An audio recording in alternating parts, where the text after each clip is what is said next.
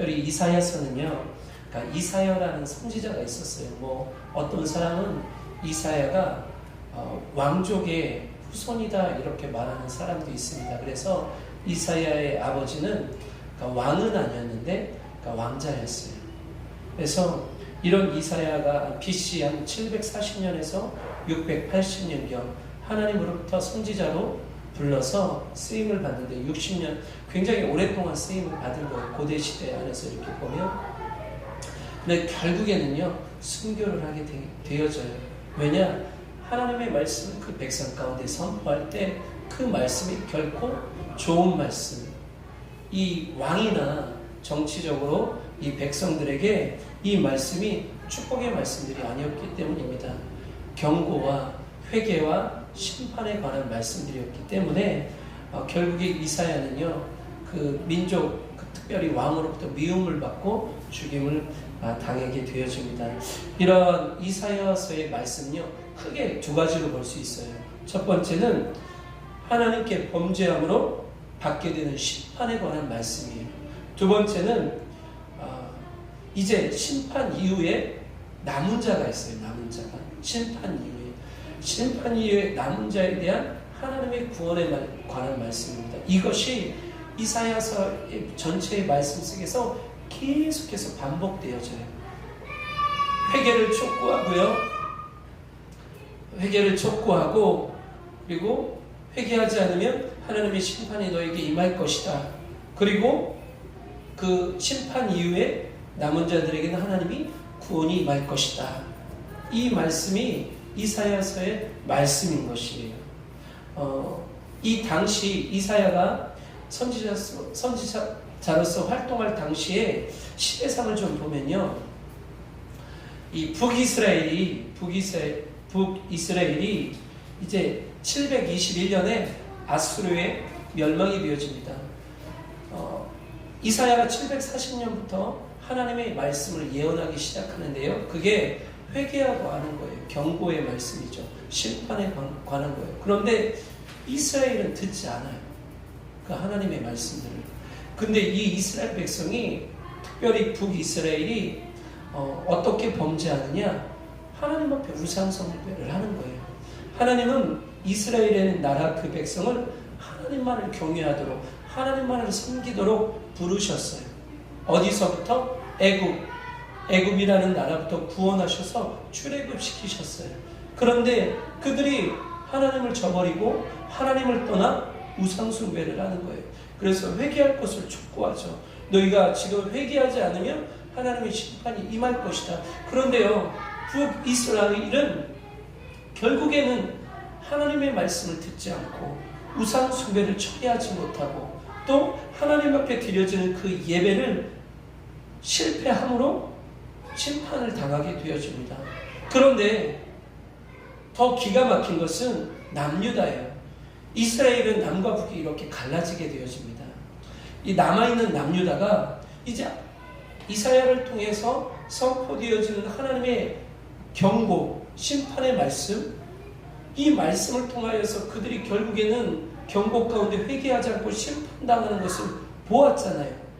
남유다에도 똑같이 하나님의 말씀을 갖고 예언 가운데 그 경고와 회개와 심판을 말씀을 예언합니다. 그런데요, 북이스라엘은요, 그 예언의 말씀이 선포되어진 이후 그대로 심판받았어요. 회개하지 않았기 때문에.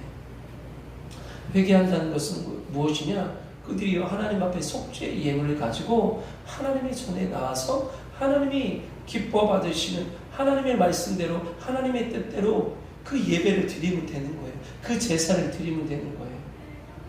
근데 드리지 않습니다. 이것을 다 목격한 남유다가 하나님의 말씀을 듣고도 그 되어지는 모든 예언의 말씀의 성취를 보고도요, 회개하지 않아요. 오히려 정치적으로, 세상적으로, 군사적으로 세상의 방법을 가지고 어떻게 해서는 그 위기를 이겨내려고 합니다.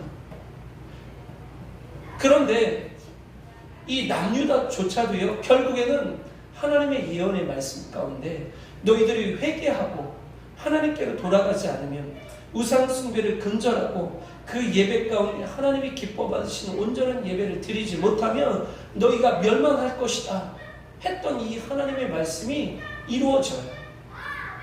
오늘 이 남유다조차도 그 하나님의 심판이 임한 이후에, 그들이 그렇게 멸망한 이후에 그들에게 선포되어지는 또 다른 예언의 말씀, 구원의 말씀이 바로 오늘 본문의 말씀입니다. 오늘 14절에서 21절 이 말씀은요, 크게 두 가지로 나뉘어져 있는 것을 볼 수 있어요. 14, 15절의 말씀은요, 어떤 말씀이냐면, 이제 이스라엘 백성을 압제하고 포로로 끌고 간 바벨론에 대한 심판에 대한 하나님의 예언의 말씀이에요. 하나님께서 어떻게 구원하시냐? 그 바벨론이요, 이스라엘을 멸망시키고 남유다를 멸망시키고 그 남유다의 백성들을 포로로 끌려간 그 바벨론이 하나님의 심판을 받게 되어질 것이라는 거죠. 그래서 이제 후반부의 말씀은 뭐냐? 그러므로 하나님이 새로운 구원의 일들을 이스라엘 백성 가운데 펼칠 거라는 거예요. 특별히 누구에게 펼치냐? 심판 이후에 남아있는, 특별히 바벨론으로 끌려간 포로된 자들, 죄로 인한, 우상 숭배로 인한, 하나님께 범죄함으로 인한 심판 이후에 남아져 있는, 그래서 그 죄 가운데 포로로 끌려간 그 포로들에 대한 하나님의 새로운 구원의 일들을 하나님께서 이루실 것이라고 하는 것을 우리가 이 말씀을 통해서 볼 수 있습니다. 여기에서 하나님께서 행하실 새로운 일들이라는 것은 무엇이냐면, 이제 그 백성, 포로된 백성, 죄의 심판을 받은 그 백성을 하나님께서 구원하실 것이다 라는 것이 오늘 본문에서 말씀하고 있는 새로운 일들입니다. 여러분, 이스라엘 백성 중에서 가장 큰 하나님의 역사는 무엇일까요? 이스라엘 민족, 이스라엘 백성이라는 이 나라 가운데 하나님께서 보이신 가장 큰 역사는 어떤 역사이냐? 포로로 있었던, 노예로 있었던 이스라엘 백성을 애굽에서 출애굽시킨 사건이에요. 왜 이것이 이스라엘 민족에게 가장 큰 역사이고, 왜 이스라엘 백성들에게 잊혀질 수 없는 그들의 산 역사가 되어지느냐? 이 하나님의 구원하심, 포로로 있었던, 노예로 있었던 이스라엘 백성을 출애굽시킨 이 사건을 통해서 이스라엘이라는 나라, 이스라엘이라는 민족이 태동되어졌기 때문입니다. 거기서 하나님의 구원 가운데 이들이 포로 가운데 자유함을 얻고, 이제 하나님께서 인도하시는 그 땅에 들어감으로 말미암아 이스라엘의 나라와 이스라엘 민족이 태동되어진 거예요. 이 하나님의 구원의 일들이, 새로운 구원의 일들이 그 포로들 가운데 펼쳐진다는 이 예언의 말씀은요, 굉장히 그들 심판 이후에 포로로 남아져 있는 죄의 심판, 죄로 인하여서 멸망받고 죄로 인하여 심판받아 이제 그 죄 가운데 바벨론이라는 나라에 포로된 그들에게는 이 예언의 말씀이 너무나 위로의 말씀이고요, 너무나 소망의 말씀이었어요. 왜냐? 이스라엘 민족은요, 하나님의 구원하심을 통해서 세워진 나라예요. 이스라엘 민족은요, 하나님의 구원하심을 통하여서 팔레스타인 그 일대를 다 통치하고 다스렸던 나라와 민족이었던 것입니다. 그런데 이제 바벨론이라는 포로로 끌려간 그 포로들 가운데 하나님의 새로운 구원의 일들을 이루셔서 하나님께서 그들 가운데 새일 구원의 일들을 펼치신다는 것은 이스라엘이라는 나라가 하나님의 구원의 일을 통하여서 새로운 역사, 새로운 창조의 역사가, 새로운 나라가 새롭게 회복되어지고 건국되어진다는 의미를 가지고 있는 거예요. 그런데 이 말씀이 누구에게 예언된 말씀이냐면 포로로 된 자들이, 절망과 낙심과 이 어떤 구속, 매여있는, 자유가 없는, 어떠한 것도 할 수 없는 그들에게 펼쳐져 있었던 하나님의 위로의 소망의 말씀이었다는 것이죠. 그런데 그들은, 이스라엘 백성이 포로된 자들은요, 자신들의 역사 속에서 이 하나님의 새로운 구원의 일들이 펼쳐질 것을 이 예언의 말씀을 통하여서 위로함 받고 소망을 가질 수 있게 되어졌다는 것입니다. 할렐루야.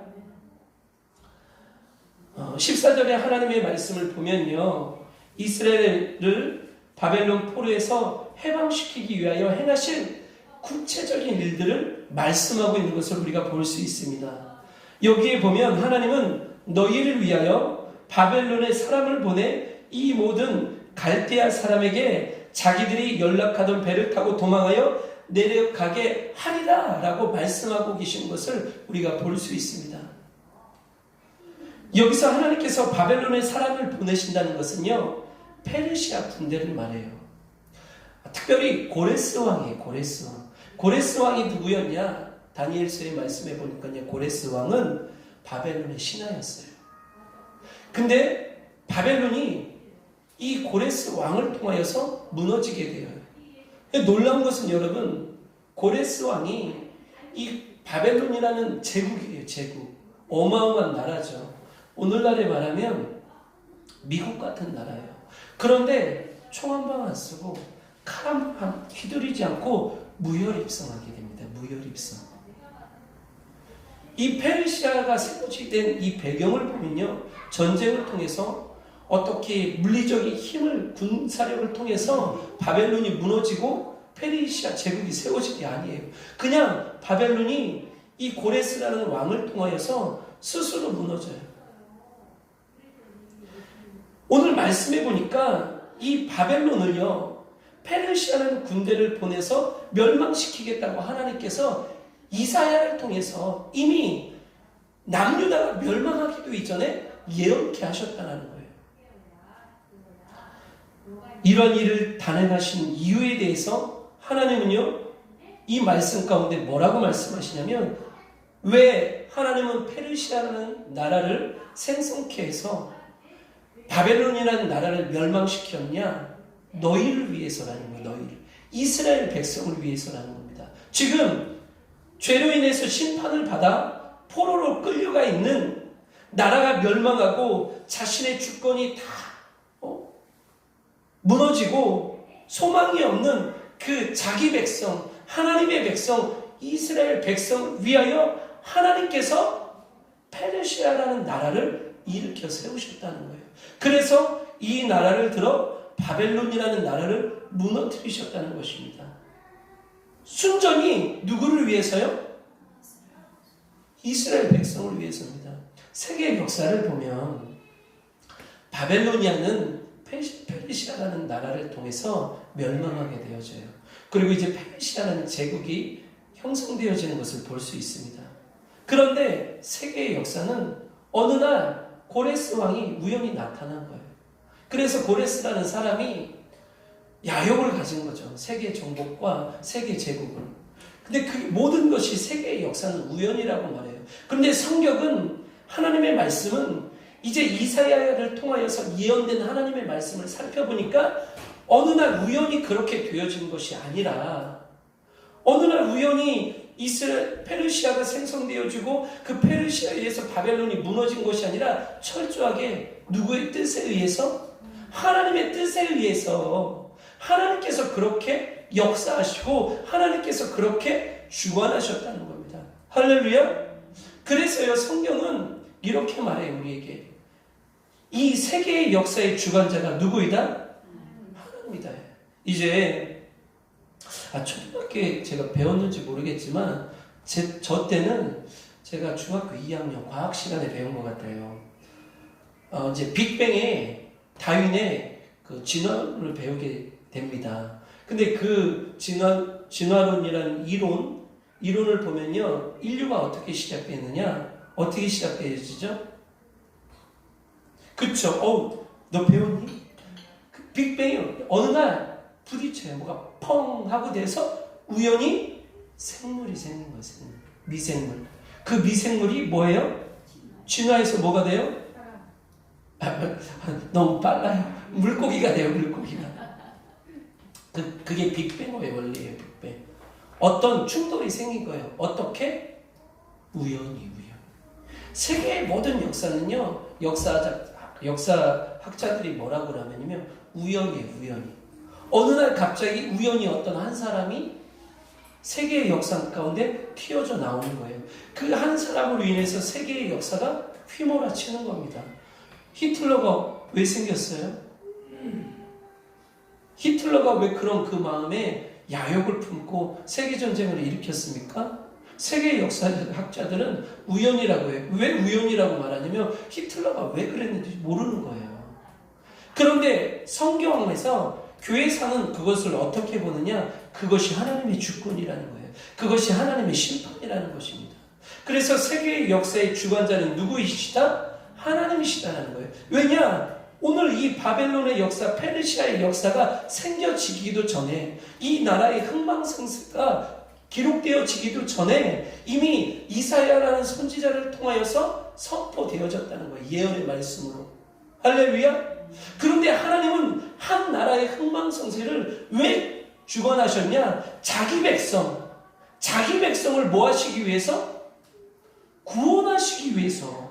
여러분, 오늘 말씀에요. 자기 백성을 구원하시기 위해서, 자기 백성을 가운데 하나님의 새로운 구원의 일을 이루시기 위해서 하나님이 페르시아라는 나라를 세워서 바벨론이라는 나라를 무너뜨렸다라고 말씀하시는 거예요. 그런데 이 말씀이 740년에서 680년도에 이미 예언되어졌다는 것입니다. 할렐루야? 할렐루야? 그러면 바벨론은 언제 무너지냐? 바벨론은요, 대략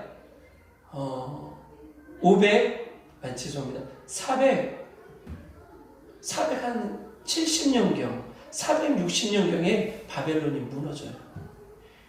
300년 이전에 하나님의 예언의 말씀을 통하여서 그 나라의 흥망성쇠가 어떻게 되어졌다?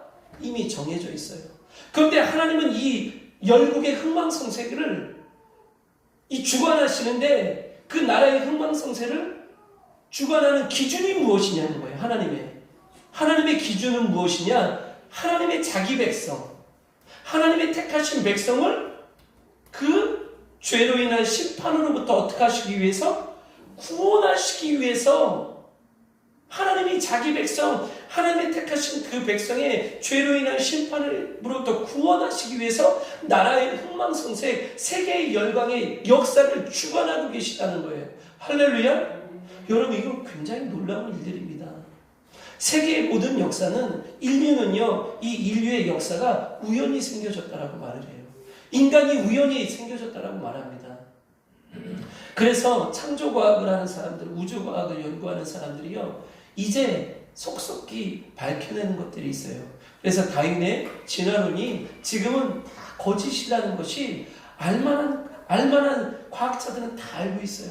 그런데 왜 그것을 뒤집어 엎지 못하느냐? 이 진화론을 통하여서 부, 명예, 경제가 너무 많이 창출되어져 있는 거예요. 이걸 뒤집어 엎으면 인류는 어떻게 해야 돼요? 다 하나님을 믿어야 돼요. 그러니까 사람이 그 죄성 때문에 하나님을 부인하기 위하여 자기들 스스로 결국에 이 진화론이라는 것은 무엇이냐? 우상숭배에 불과한 거예요. 사람이 신이 되어버린 거예요. 사람이 우연히 어느 날 생겨나 버린 거예요. 그래서 그 사람이 누가 됐냐? 신이 되어진 것이에요. 근데 여러분, 놀라운 것은 이스라엘 백성이 왜 하나님 앞에 심판을 당했느냐? 그들이 결국엔 우상숭배라는 죄 때문에 심판을 당했다는 거예요. 그 우상숭배라는 죄로 인해서 결과적으로 하나님께 드려지는 제사가 무너져 내린 거예요.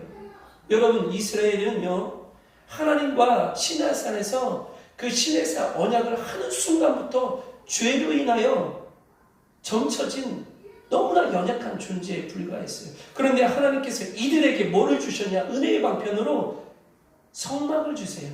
제사를 주십니다. 그래서 하나님 앞에 범죄하면 하나님의 율법을 가운데 너희가 범한 것을 깨달으면 어떻게 알아요?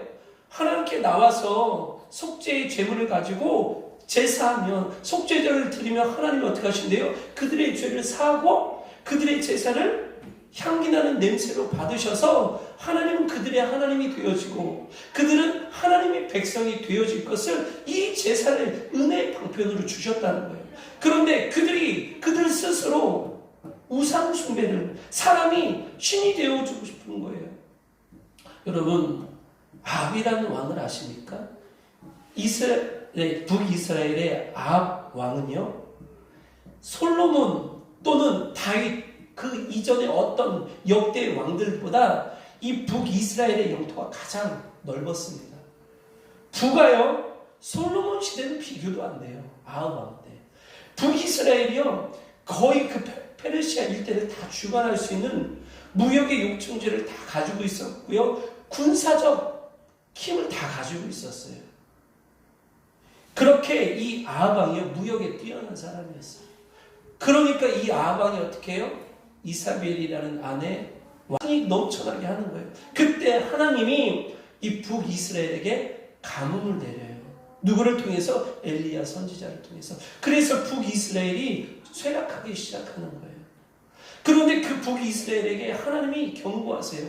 우상을 버려라. 네 힘으로 되는 것이 아니라. 근데 아합 왕이 정치적으로, 경제적으로, 무역적으로 나라를 붕괴하게 보니까 뭐가 되고 싶은 거예요? 자기가 하나님이 되고 싶은 거예요. 하나님이. 그가 이 선지자의 말들을 듣지 않는 거예요. 하나님 앞에 더 이상 제사하지 않는 거예요. 그 하나님께 드려지는 그 제사를 정치적으로 이용해 먹기 시작하는 거예요. 결국엔 그래서 그 붕괴했던 아합, 솔로몬 시대보다 더 강했던 군사력을 가졌던 이 북이스라엘이 멸망하게 되어진 겁니다. 남유다도 똑같아요. 남유다도요, 그들이 우상 숭배로 인해서 하나님을 온전히 경외하지 못함으로 인해서 그들이 결과적으로 하나님께 드려진 제사가 실패되어짐으로 말미암아 멸망되어졌다는 것이죠. 심판을 받았다는 거예요. 그런데 하나님은 이 백성, 자기가 선택하신 이 이스라엘 백성을 구원하시기 위하여 수백 년 전에 이미 바벨론의 멸망과 페르시아의 새롭게 흥황하는 이 페르시아의 역사를 예언하셨다는 것입니다. 뭐 때문에요? 하나님을 저버리고 하나님을 떠나 그 죄 가운데 심판받은 자기 백성 때문에요. 이스라엘 백성을 구원하시기 위하여 세상의 역사와 주관자가 되시는 하나님이 자기 백성을 구원하시기 위하여 한 나라를 흥왕시키게 하시고 한 나라를 멸망시키기도 하셨다는 것입니다. 사랑하는 성도 여러분, 성경은 이것이 결코 우연이 아니라고 말해주고 있는 거예요. 성경은 하나님이 자기 백성을 사랑하셔서 그 자기 백성, 죄로 인하여 심판받아 포로된 백성을 구원하시기 위하여 하나님께서 이 새로운 구원의 일들을 펼치셨다라고 우리에게 말씀해주고 있는 것을 볼 수 있습니다. 18절에서 19절의 말씀을 보면요, 너희는 이전 일을 기억하지 말며 옛날 일을 생각하지 말라. 보라, 내가 새 일을 행하리니 이제 나타낼 것이다 라고 기록되어져 있는 하나님의 예언의 말씀을 우리가 볼 수 있습니다. 이스라엘 백성들에게 이전 일, 옛날 일은 무엇이냐면 출애굽 때 하나님께서 구원하신 하나님의 역사예요. 그 당시요, 이스라엘을 구원하실 때 당시 출애굽 당시의 모습을 보면 이스라엘들은요, 애굽이라는 나라 고센 땅에 다 모여 지냈어요. 그리고 그들 가운데 누가 있었냐? 모세라는 지도자가 있었어요. 그런데 이 출애굽 사건, 하나님의 구원의 역사는 이스라엘 민족으로서는 기억하고 싶지 않아도 기억하지 않은 그런 일이 아니에요. 나라가 태동되어지는 이 나라와 민족의 뿌리가 되는 역사예요, 역사. 그것을 이 백성이 어떻게 기억을 하지 않을 수 있겠습니까? 그런데 하나님께 그 일, 그 구원의 일들, 그 옛적 일들을, 그 이전 일들을 너희는 기억하지 말라는 거예요. 하나님께서요, 수천 년 전에 한 백성, 한 민족, 그 이전에 한 사람을 선택하셔서 한 나라를 자기 백성 삼으셨어요. 그런데 새 일을 행하실 거래요. 이건 무엇이냐? 이제 이스라엘, 특별히 죄로 인하여 심판받아 바벨론에 포로된 사람들, 포로로 남아있는 이스라엘 백성들을 통하여 하나님의 새로운 구원의 일들을 펼치실 것인데, 이것은 한 나라, 한 민족, 한 백성을 선택하여 하나님의 구원의 자녀 삼으신다는 그게 아니라는 거예요. 이 하나님의 새 일이라는 것은 완전한 새로운 일들이라는 것이죠. 할렐루야. 이 일들이요 실제적으로 펼쳐지기 시작합니다. 다 흩어졌던 그 백성들이요 이제 페르시아 고레스 왕으로 등극하면서 그 포로된 이스라엘 백성을 자유케 해요. 그리고 고국에게 누구든지 돌아가게 합니다. 그리고 그 예루살렘 성전을 재건할 수 있도록 고레스 왕이 도와줘요. 하나님의 은혜로 말미암아. 그런데 이것은 하나님의 구원의 일에 시작에 불과하다는 겁니다. 하나님의 새 일이 아니에요. 이스라엘의 주권, 이스라엘의 나라, 이스라엘의 백성을 회복시키시고 그들을 구원시켜서 그들의 이전의 그 영광을 회복하시는 것이 하나님의 새로운 구원의 일들이 아니라는 겁니다. 하나님의 새로운 구원의 일들은 무엇이냐? 한 민족, 한 나라, 한 국가를 선택하시는 것이 아니라 구세주 메시아를 이스라엘 땅에 보내는 거예요. 이스라엘 민족에 주시는 것이죠. 그가 누구세요? 예수 그리스도. 그 예수 그리스도를 믿으면 그 예수 그리스도는요 이 땅에 왜 오셨냐? 그 한 나라 한 민족을 구원하기 오신 것이 아니라 죄에 포로된 인간, 죄에 포로가 되어서 죄로 인하여 심판받아 결국엔 사망, 죽음이라는 것을 피할 수 없는 온 인류, 모든 사람을 구원코자 하시는 하나님의 새로운 구원의 일들이라는 거예요. 할렐루야. 하나님께서 이 이스라엘의 역사, 세계의 흥망성쇠를 통하여서 하나님의 새 일, 구원의 새로운 놀라운 일들을 이사야를 통해서 예언케 하신 거예요. 근데 그 새로운 일들은 이제 신약의 교회와 믿음의 성도들은 성취된 하나님의 말씀으로서 우리가 알고 있는 거예요. 그것이 어떤 새로운 하나님의 일이었냐? 메시아, 구원자가 그 백성, 이스라엘 백성 가운데 오셔서 그가 인류의 모든 죄를 위하여, 사람들의 모든 죄를 위하여, 죄로 인하여 심판받아 죄의 포로로 살고 있는 그 인류, 인간을 구원하시기 위한 하나님의 새로운 구원의 일들을 이루시기 위하여 예수 그리스도가 이 땅에 오셨다는 거예요. 할렐루야? 할렐루야? 그래서 예수 그리스도를 믿는 자마다, 예수 그리스도를 영접하는 자마다 자기 백성 삼으셨다는 겁니다. 아멘? 자기 자녀 삼으셨다는 거예요. 할렐루야? 43장 21절의 말씀을 보니까요, 이 백성은 나를 위하여 지었나니 나를 찬송하게 하려 함이니라 기록되어져 있는 거 볼 수 있어요. 하나님이 이스라엘 백성을 왜 구원하셨냐? 이 이스라엘 백성 가운데 왜 메시아 예수 그리스도를 보내셔서 하나님의 새로운 구원의 일들을 이루셨냐? 하나님의 구원한 백성, 그들은요 하나님이 지으셨대요. 할렐루야. 하나님이 구원하실 백성, 아멘. 하나님의 새로운 구원의 일들을 통하여서 하나님이 구원하신 백성은 누가 지으셨다라고요? 할렐루야. 여러분 믿으십니까? 오늘 신약의 교회와 믿음의 성도들, 예수 그리스도를 믿는 자들은 누가 지으셨다고요? 우리는 누가 지으셨다라고요? 여러분 이것을 믿으셔야 돼요. 나를 누가 지으셨다라고요? 하나님이 지으셨다라는 거예요. 하나님이. 하나님이 이 새로운 구원의 역사를 왜 하시느냐? 하나님이 지으신 백성 때문에 그 일을 이루신다는 거예요. 하나님이 지으신 백성 때문에 한 나라를 망하게도 하고 한 나라를 흥하게도 한다는 거예요. 할렐루야? 그런데 그 지으신 백성을 왜 구원하시냐고. 왜? 오늘 말씀에 보니까요, 하나님을 찬송하게 하려 하시기 위함이라는 거예요. 하나님이 왜 그 자기 백성을 구원하시냐? 하나님이 지으신 그 백성을 왜 지으셨냐? 왜 구원하시냐? 그 백성을 지으신 목적이 그 백성으로 하여금 하나님을 찬송하게 하려 하시기 위함이라는 겁니다. 이 찬송하게 하려 함이라는 말씀을 직역하면요, 그들이 나의 찬송을 선포할 것이다. 그들이 나의 찬송을 선포할 것이다. 하나님이 왜 자기 백성, 그 백성을 지으시고 그 백성이 그 죄 가운데 포로되어서 심판, 죽음이라는 사망을 받게 되어졌는데 왜 그들을 구원하시냐? 그들을 통하여서 하나님의 찬송을 선포하는 거예요. 구원받은 백성, 하나님의 백성이 무엇하느냐? 하나님의 구원을 찬송하는 거예요. 할렐루야.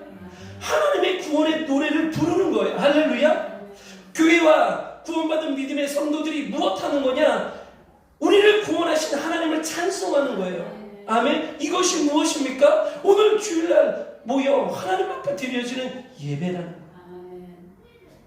여러분, 이것은 이렇게 말할 수 있습니다. 이렇게 우리 삶에 적용할 수 있어요. 오늘 우리가 하나님 앞에 드려지는 이 구원의 노래, 우리가 하나님 앞에 드려지는 이 구원의 찬송, 우리가 하나님 앞에 드려지는 이 예배를 위하여 우리를 구원하셨다는 거예요. 아멘? 아멘? 이것은 또 이런 결과를 말할 수 있어요. 우리를 구원하셔서 우리로 하여금 하나님의 그 구원의 일들을 노래하고 찬송하고 예배하게 하시기 위하여 한 나라를 흥하게도 하시고 한 나라를 망하게도 하신다는 거예요. 누구를 위하여? 나를 위하여, 나를 위하여. 내가 하나님의 그 구원의 일들을 노래하고 하시기 위하여 한 나라를 망하게도 하고 한 나라를 흥하게도 하신다는 거예요. 할렐루야. 그토록 하나님은 하나님이 지으신 자기 백성을 통하여서 그 구원을 찬송받기를 원하신다는 겁니다. 아멘. 그렇기 때문에 사랑하는 성도 여러분, 신약의 교회와 믿음의 성도들에게 무엇보다도 중요한 것은 예배. 우리가 예배를 성공하잖아요. 우리가 드려지는 예배가 하나님께 기뻐 받으시는 향기로운 제사, 하나님의 기쁨을 받으시는 예배가 되잖아요. 그러면 하나님은 그 한 사람을요, 이 세상의 역사의 중심에 두시는 거예요. 여러분, 이건 대단한 얘기입니다. 만약에 우리의 자녀들이, 우리가 지금 자녀들을 누구를 가지고 있어요? 우리의 자녀들이 하나님 앞에 드려지는 예배의 성공자가 되어지면 하나님은 내 자녀를 세계의 역사의 중심에 두시겠다는 거예요. 그래서 하나님을 예배하는 그 예배의 성공자 된 자녀를 통하여서 세계의 역사 가운데 하나님의 구원의 일들을 노래하고 선포하는 자로 삼으시겠다는 거예요. 할렐루야. 할렐루야. 내 자녀가 공부를 잘하고 내 자녀가 똑똑하고 내 자녀에게 많은 물질적인 후원을 줘서 내 자녀가 이 세상에 성공하는 것이 아니라는 거예요. 여러분, 내 자녀가 하나님 앞에 예배 드리는 걸 성공하면, 할렐루야, 하나님이 그 자녀를 통하여서 세계의 모든 역사를 주관하시게 한다는 거예요. 이것은요, 오늘 신약의 교회와 믿음의 성도들에게 주시는 말씀이에요. 교회가 이 세상 가운데 하나님을 예배합니다. 할렐루야. 우리가 예배함으로 그 예배에 하나님을 찬송하는 이 구원의 예배, 이 예배를 통하여 이 세상의 하나님의 자녀들, 아직 구원받지 못한 자녀들이 이 예배의 찬송의 소리를 듣고 구원의 노래의 소리를 듣고 구원의 기쁨과 감격의 이 예배의 자리를 듣고 오는 거예요. 구원의 자리로 오는 거예요. 할렐루야. 왜 우리로 하나님을 이름을 찬송케 하냐? 하나님의 구원을 선포케 하느냐? 하나님의 자녀들이 구원받게 하시기 위함이에요. 할렐루야. 아직도 구원받지 못한 그들을 하나님의 교회와 믿음의 성도들을 통하여서 구원케 하시고자 우리에게 하나님의 그 이름, 구원의 이름을 선포하게 하시는 것입니다. 할렐루야. 그러면 그 교회는요, 이 세상의 중심이 되는 거예요. 그래서 하나님이 빛과 소금이라고 말씀하신 거예요. 그 믿음의 성도는요, 세상의 중심이 되는 거예요. 그 믿음의 가정은요, 이 세상의 중심이 되는 거예요. 그 한 사람, 믿음의 사람 한 사람, 믿음의 가정 한 가정, 그 한 사람 한 가정을 통해서요, 사회가, 나라가, 민족이, 열방이 흥왕할 수도 있고 쇠할 수도 있게 되어지는 겁니다. 할렐루야. 이것이 오늘 우리 교회의 사명이라는 것이죠. 아멘. 근데 교회는 이 사명을 무엇으로 감당하느냐? 하나님의 이름을 찬송하는 거예요. 하나님의 그 구원을 노래하는 것입니다. 하나님께 예배하는 거예요. 우리를 구원하신 예수 그리스도의 이름으로 그 예수 그리스도의 이름 앞에 나아가 하나님을 경배하고 하나님을 예배하는 것이죠. 할렐루야. 그런데 문제가 있어요. 오늘날의 교회와 성도들이요, 그 하나님을 예배하는 것에 자꾸만 넘어지고 실패하고 있다는 겁니다. 지난 3년간의 코로나의 시간 속에서 너무나 많은 교회와 너무나 많은 성도들이 예배를 잃어버렸어요. 예배. 하나님 앞에 예배하는 것이 무엇인조차도 잃어버리고 산다는 것입니다.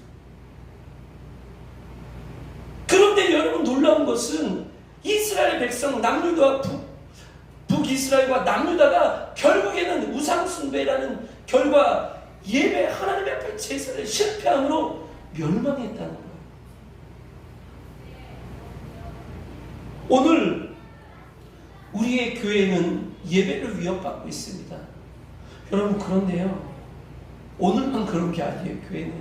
교회는요 2000년 전에 교회가 태동된 그 순간부터 항상 세상으로부터 교회의 예배는 위협을 당했어요.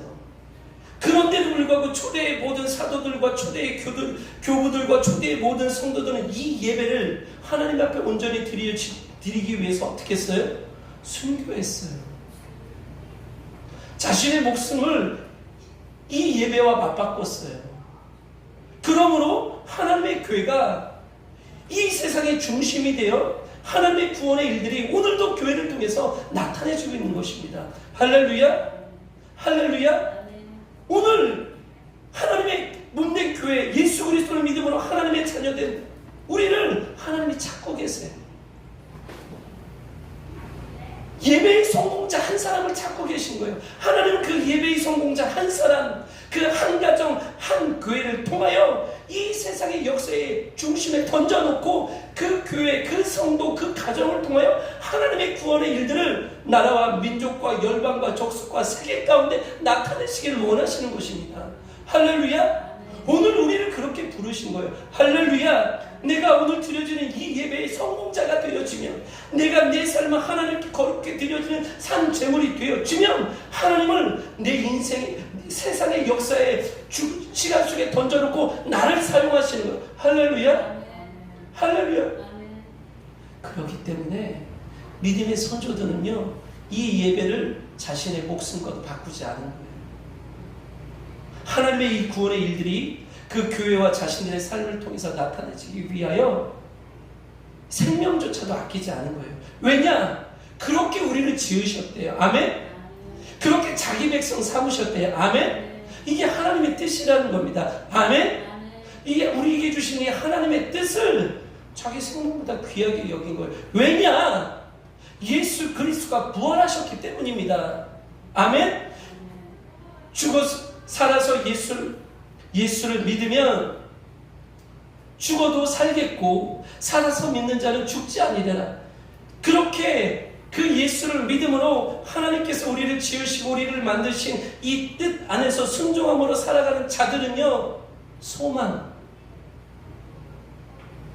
하나님이 우리에게 주시는 유일한 소망, 하늘의 소망, 부활을 꿈꾸기 때문이에요. 여러분, 우리가 이 세상을 살다 죽으면 끝입니까? 영혼이 있고 이 세상을 죽어 끝이 아니라는 것은요, 사실요 누구나 다 알고 있습니다.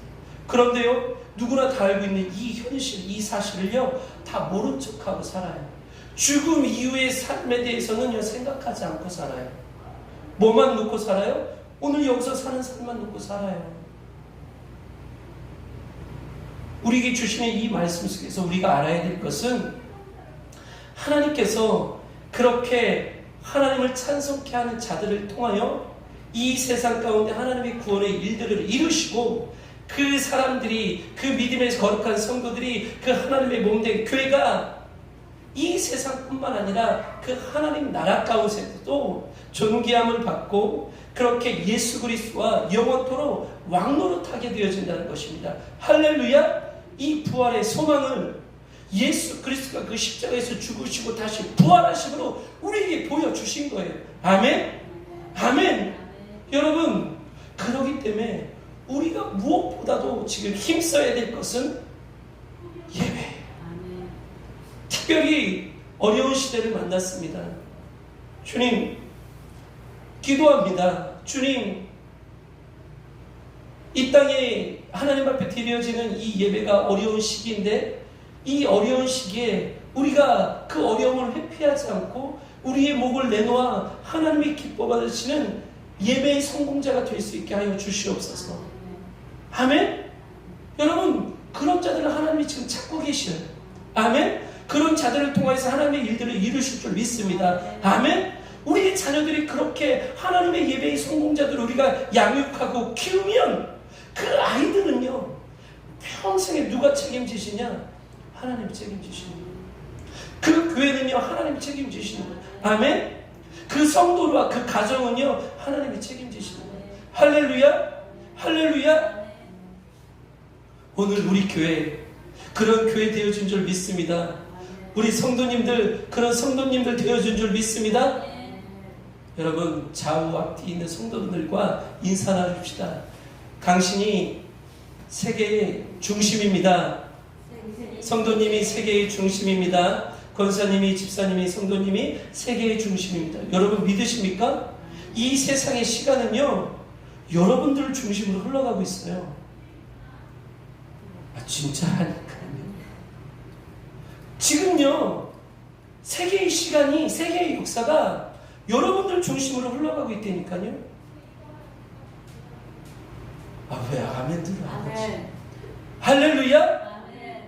그런데 우리가 그 중심 속에서 하나님께 드려진 예배만 성공하면 이제 이 중심 속에서 우리로 하여금 하나님의 놀라운 일들이 펼쳐지는 거예요. 아멘. 할렐루야. 아멘. 그런 우리 주품의 교회 성도님들 다 되어주시기를 주님의 이름으로 축복합니다. 그런 가정 되어지기를 주님의 이름으로 축복합니다. 그런 남편, 그런 아내 되어지기를 주님의 이름으로 축복합니다. 그런 우리의 자녀들 되어지기를 주님의 이름으로 축복하고 축원합니다. 기도하겠습니다. 하나님 아버지 감사합니다. 오늘 우리에게 주신 이 말씀 속에서요, 우리가 주의 귀한 은혜의 말씀을 듣습니다. 주님, 이 세계의 역사의 주관자가 되셔서 그 역사 가운데 우리를 구원하시기 위하여 한 나라에 흥하게도 하시고 우리를 구원하시기 위하여 한 나라를 망하게도 하셨던 하나님의 놀라운 일들을 우리가 바라봅니다. 이제 우리를 지으시고 우리를 자기 백성 삼으시고 우리를 구원하여 주셔서 우리로 하여금 하나님의 구원의 일들을 찬송하고 예배하기를 원하신 그 하나님 앞에 우리가 예배의 성공자 되어지기를 원합니다. 우리의 삶이 거룩한 삶 제물이 되어서 날마다 예배함으로 나아가기를 원합니다. 성령 하나님 도와주시옵소서. 내 삶이, 내 가정이, 우리의 교회가, 내 남편과 내 자녀와 내 아내가 하나님께 드려지는 예배의 성공자 되게 하여 주시옵소서. 우리 말씀을 생각하며 주님의 이름을 세움으로 동성으로 기도합니다. 주여, 주여, 주여. 아버지 하나님, 아버지 감사합니다. 아버지 주신 이 말씀 속에서 아버지 세계의 역사의 모든 주관자가 되신 하나님을 우리가 바라봅니다. 하나님 그 백성들을 구원하시게 하셨던 하나님의 놀라운 일들을 이 말씀 속에서 바라봅니다. 우리를 구원하시기를 위하여, 우리를 하나님 자기 백성 삼으시기 위하여 아버지께서 아버지 모든 것들을 이루시고 우리가 바라봅니다. 이 세계의 역사의 시간의 중심 안에 우리가 믿음으로 나아가기를 원합니다. 하나님의 구원의 일들이 우리를 통하여서, 우리 교회를 통하여서, 우리 성도들을 통하여서, 우리 성도들의 가족을 통하여서, 우리 성도들의 남편과 우리 성도들의 아내와 우리 성도들의 그 자녀들을 통하여서 이루어지고 펼쳐지는 것들을 하나님의 내 교회 가운데 우리가 꿈을 꿉니다. 바라봅니다. 오 성령 하나님, 예배의 성공자가 되게 하여 주시옵소서. 하나님 앞에 드려지는 이 예배 마음을 나게 하여 주시고, 힘을 나게 하여 주시고, 뜻을 나게 하여 주시고, 정성을 나게 하여 주셔서 그들이 삶의 예배의 성공자가 되어줌으로 말미암아 이 세상을 주도하여 이 세상을 구원의 길로 인도하는 모든 성도, 축복의 성도들이 되어질 수 있도록 성령의 은혜를 도하여 주시옵소서. 그 믿음 안에서 살아가기를 원합니다. 오 성령 하나님 붙들어 세워여 주시옵소서. 여러분 마음에 소원이 있으신 분들은 가슴에 손을 얹으시고요. 아프신 곳이 있으면 그 아프신 곳에 여러분들의 오른손을 대어주시기 바랍니다. 성령 하나님, 하나님의 말씀 앞에 우리가 나아가며 이 이제 하나님 앞에 드려지는 이 예배의 성공자 되어지기를 원하고 결단하고 하나님 앞에 간구하고 기도하는 모든 성도들을 위하여 축복하며 기도합니다. 내게 주신 예수 그리스도의 이름으로 하나님의 몸된 교회 가운데 서서 하나님의 사랑하는 성도를 위하여 축복하며 기도하오니 아버지여 그들의 마음의 소원을 기억하여 주시옵소서. 그들의 눈물 가운데 그들의 간구 가운데 그들의 신음하는 기도의 모든 것들을 들으시사 하늘의 문들을 열어주시옵소서. 환경의 문들을 열어주시옵소서. 재정의 문들을 열어주시옵소서. 관계의 문들을 열어주시옵소서. 주님 그들의 삶에 비어졌던 모든 것들이 이 시간 예수의 이름으로 풀어지기를 원합니다. 예수의 이름으로 열려지기를 원합니다. 너 환경아, 너 관계야, 너 물질아, 예수의 이름으로 풀어주고 열려질지어다. 모든 상황의 어둠의 권세들아, 너희가 한 길로 왔다가 묶임을 놓고 쫓김을 당할지어다. 예수의 이름으로 떠나가라. 삶의 저주야, 낭망아, 아픔아, 상처야, 염려야, 불심아, 예수의 이름으로 떠나갈지어다. 아버지 저들의 미약한 모든 물건 가운데 이제는 하늘의 복과 땅의 기름진 복을 주시길 원합니다. 대복을 주시길 원합니다. 하늘의 문을 열어주시사 그들의 삶에 썩을 곳이 없도록 부어주시사 저들로 하여금 감사함으로 기뻐함으로 날마다 하나님 앞에 열애하나 감사함으로 드려지는 예배의 성공자 그 채물의 성공자가 되어지는 모든 축복의 성도들이 되어질 수 있도록 믿음의 믿음을 더하여 주시옵소서. 긍휼하신 하나님, 자비로우신 하나님, 인내하신 하나님, 아픈 몸에 손을 얹고 기도하오니 예수 그리스도의 피 묻은 손으로 안수하여 주시옵소서. 예수께서 저축에 맞으시고 그 여호와를 경외하는 자들에게 의의 해가 떠올라 치료하는 광선을 바라여 주시오니 예수의 이름으로 쇠고라 치료함을 받을지어다. 예수의 이름으로 어깨뼈 치료함을 받을지어다. 예수의 이름 모든 혈관의 질병들아 떠나감을지어다. 예수의 이름으로 무릎과 연골과 오장육부 가운데 역사하는 모든 질병들아 예수의 이름으로 떠나갈지어다. 골반과 허리와 요통을 유발하는 모든 통증들아 예수의 이름으로 떠나갈지어다. 예수의 이름으로 떠나갈지어다. 우리 몸에 기생하는 너 바이러스들아 예수의 이름으로 치료함을 받을지어다. 예수의 이름으로 고침을 받을지어다. 예수의 이름으로 새로움을 받을지어다. 주님 염려와 근심과 걱정에 휩싸인 모든 자들에게 긍휼히 여겨주셔서 오늘 이 시간 하늘의 문으로 활짝 열어주시사 하늘의 평강으로 덧입혀 주시옵소서. 감사히 예수님의 이름을 축복하며 기도합니다.